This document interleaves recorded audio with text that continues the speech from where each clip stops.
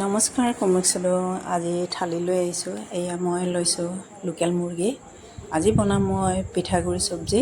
এয়া মুৰ্গীখিনি ভালকৈ বাছি মেলি ধুনীয়াকৈ কাটি মেলি থৈ দিলোঁ। এফালে লৈছোঁ পিঠাগুড়ি, জহা চাউলৰ হয়।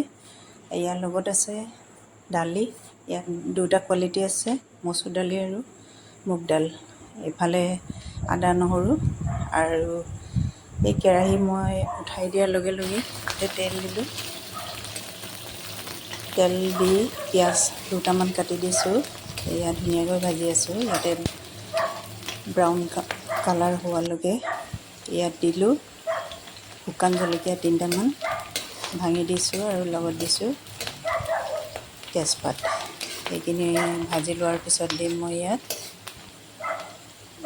নহৰু, আদা দিলোঁ আৰু হালধি, লগত আছে জিৰা ধনিয়া গুড়ি। এয়া ধুনীয়াকৈ ভাজি লওঁ। ইয়াত দিম মই এতিয়া নিমখ, তাৰপিছত মাংসখিনি দি দিলোঁ।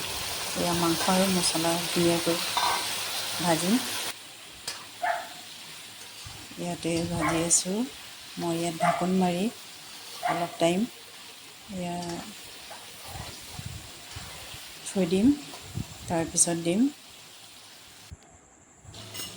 জলকীয়া। এয়া কেঁচা জলকীয়া দিছোঁ খুন্দনাত খুন্দি। লগত দিছোঁ দালি আৰু দালিখিনি মই এতিয়া মাংসৰ লগত ভালকৈ ভাজি ল'ম।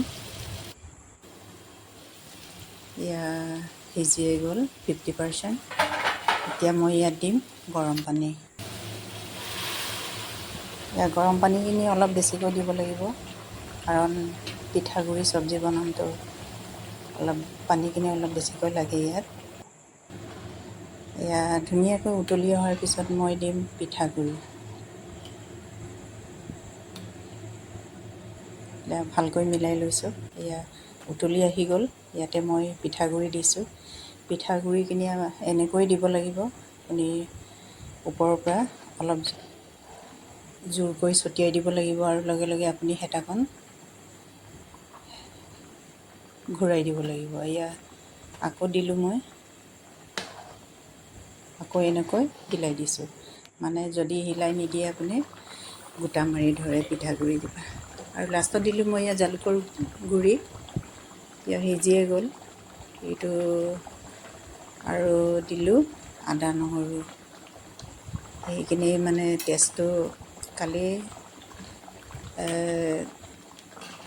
জালুক আৰু আদা নহৰুৰ ইয়াত টেষ্টটো লাগে বেছি পিঠাগুড়ি চব্জিত। আৰু লাষ্টত দিলোঁ মান ধনিয়া। এয়া মোৰ আজি পিঠাগুড়ি চব্জিটো কেনেকুৱা লাগিলে আপোনালোকে কমেণ্টত দিব আৰু লাইক কৰিব, ফ'ল' কৰি দিব। এয়া মোৰ পান কাঁহীত এনেকৈ ওলাই দিলোঁ। আৰু আমাৰ আলহী আহিলে মানে এনেকৈ মানে লেগ পিচটো লগাই দিয়ে।